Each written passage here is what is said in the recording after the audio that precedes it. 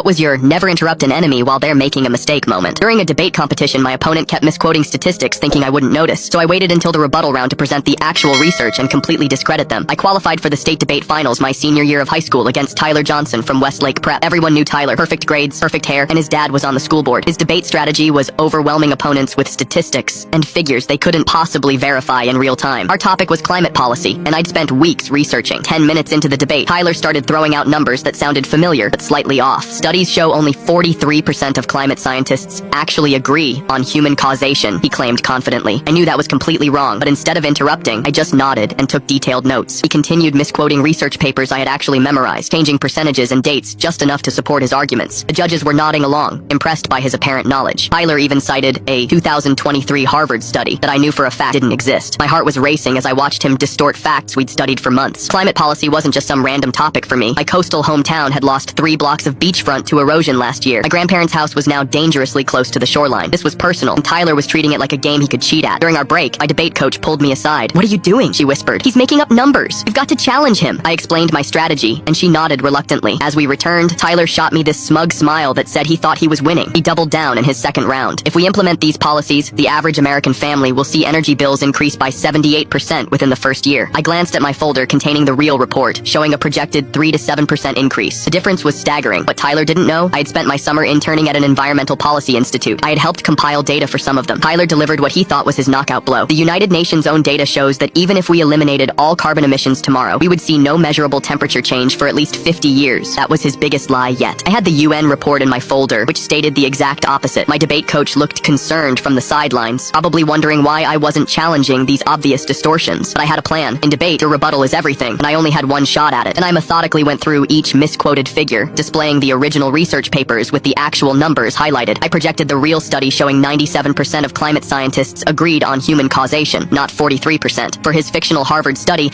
I displayed the database search results showing no such study existed. Perhaps my opponent could share the authors of this mysterious research, I asked. Tyler's face went from confident to panicked in seconds. The judges' expressions changed as they realized what had happened. Tyler tried to interrupt my rebuttal, claiming I was misrepresenting his points. The moderator shut him down by letting him build his entire case on fabricated evidence before exposing it all at once. His credibility completely collapsed. I won the state championship that day. Tyler didn't even make eye contact during the handshake.